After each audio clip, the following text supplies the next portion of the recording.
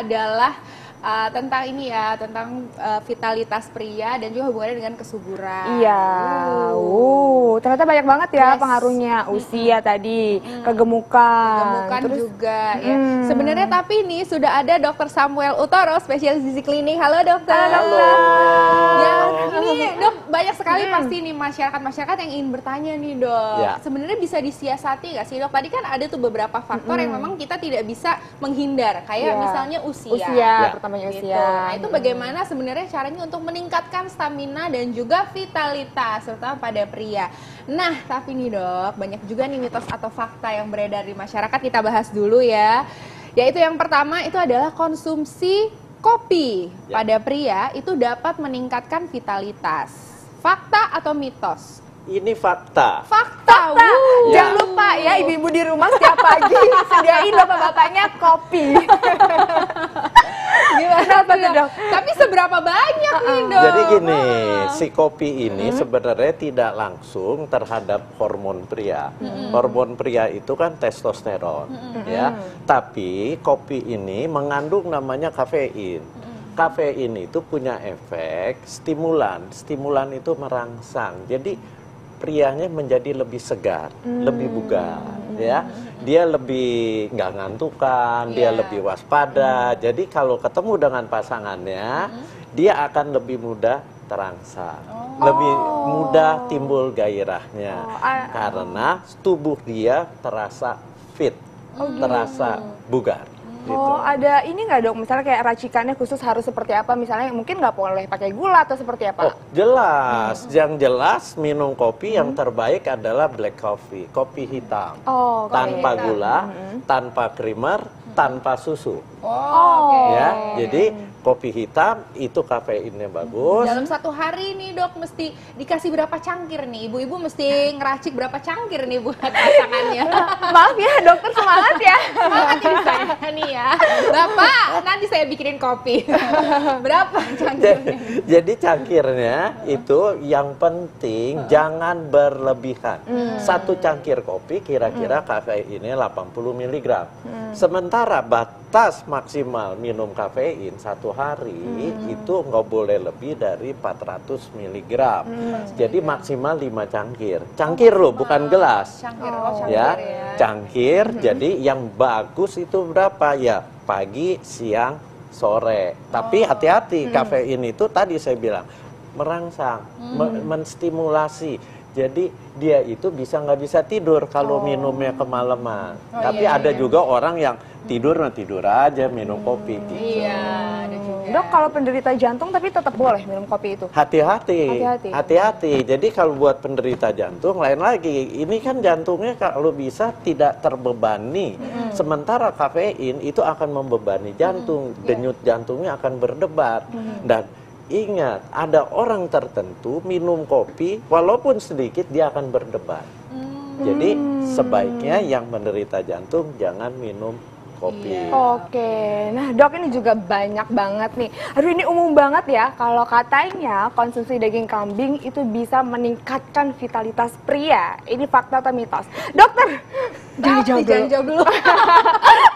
Pemirsa jangan kemana-mana, tetap bersama kami hanya di Hidup Sehat. Kembali lagi di Hidup Sehat. Nah itu tadi adalah olahraga-olahraganya ya. Nah, yang bisa meningkatkan vitalitas ya pastinya.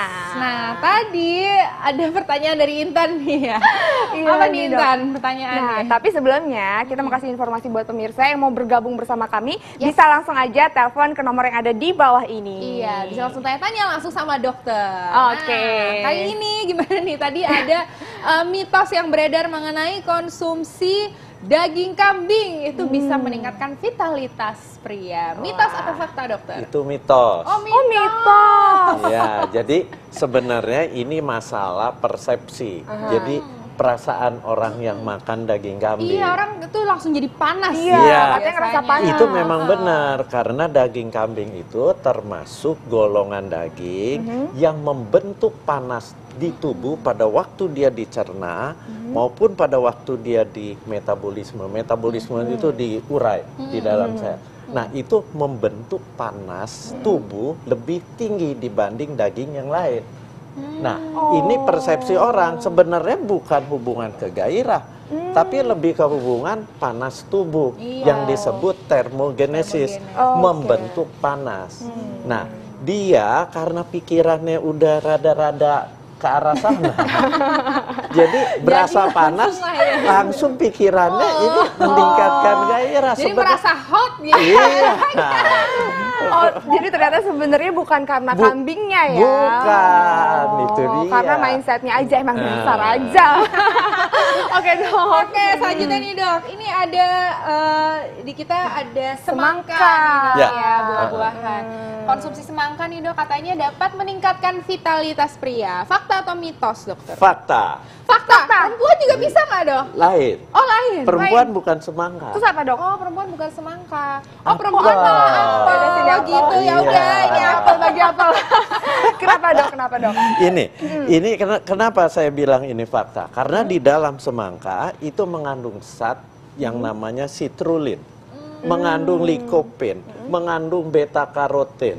Nah, Antioksidan semuanya itu. antioksidan kuat semua yang akan melebarkan pembuluh darah, menjaga plak pembuluh darah, penyumbatan-penyumbatan. Tapi yang penting lagi citrulline itu punya efek melebarkan pembuluh darah, ya. Dan dia kalau melebar, pria itu gairahnya akan meningkat kalau aliran darah ke kemaluannya itu melebar. Oh. Dia akan melebar sehingga aliran darahnya lebih lancar, pada saat itulah dia gairahnya akan lebih tinggi. Salah satu contoh, satu merek obat, itu fungsinya adalah melebarkan pembuluh darah di kemaluan si pria. Nah, ini kan dari bahan makanan alamiah. Jadi Anda nggak bisa cuma mau bertempur terus makan semangka. Bertempur. Nggak bisa. Iya dok, mesti berapa buah semangka yang disediakan? Mesti rutin makannya. Oke. Kalau yang bahan makanan alami gini harus rutin. Jangan hanya sekali-sekali pada saat dibutuhkan dia baru makan. Percuma itu. Oh, jadi harus continue ya dok? Iya.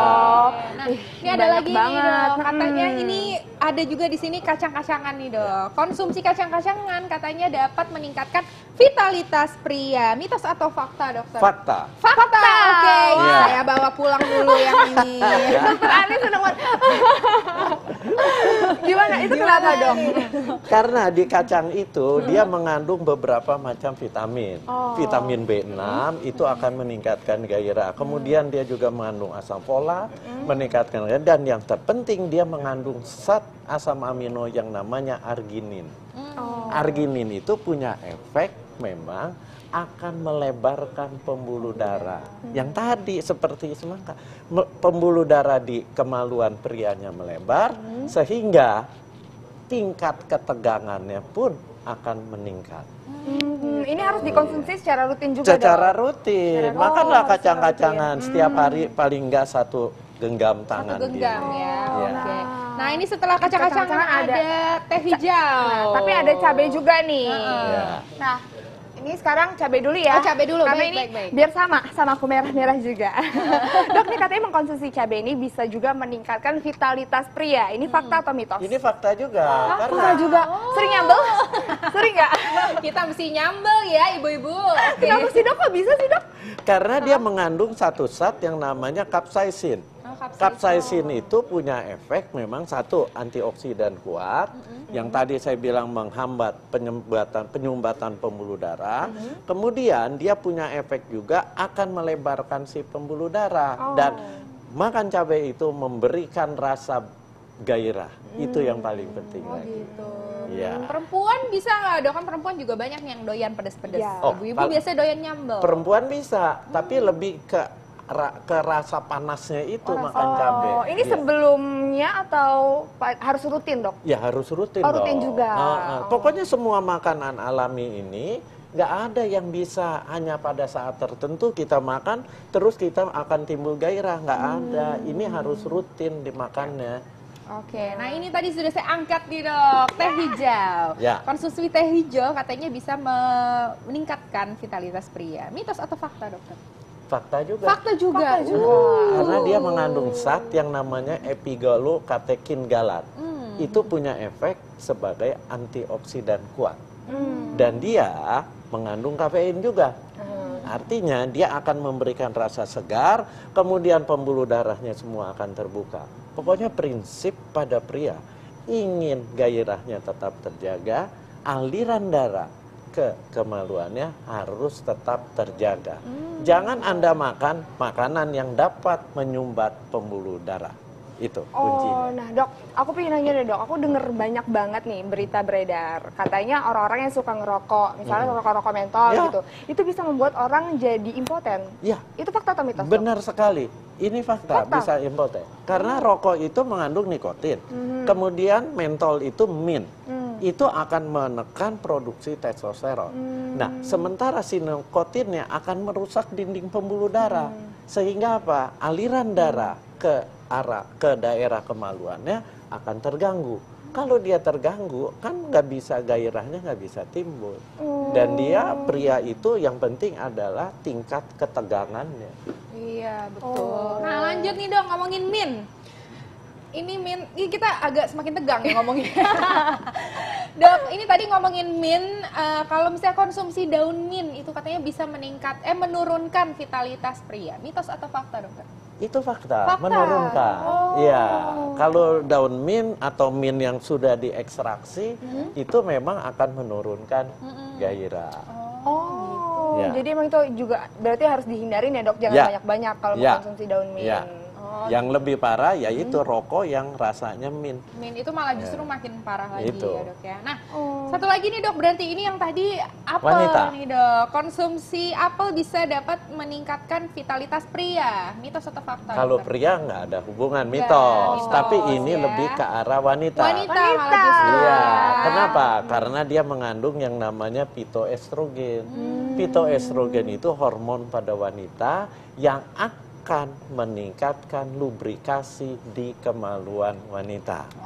Lubrikasi itu dia akan lebih mengeluarkan lendir, Iya, ya. betul. Itu. Nah, Oh, oke. Selanjutnya. Selanjutnya dok, kita punya tiram. Tiram. Ya, Konsumsi tiram itu katanya juga bisa meningkatkan vitalitas pria. Ini fakta atau mitos? itu fakta sekali. Fakta juga. Ya. Oh. Fakta sekali, tapi hati-hati. Kenapa? Karena kandungan kolesterolnya cukup tinggi. Akibatnya kalau kolesterol berlebihan, justru kolesterol akan menyumbat pembuluh darah.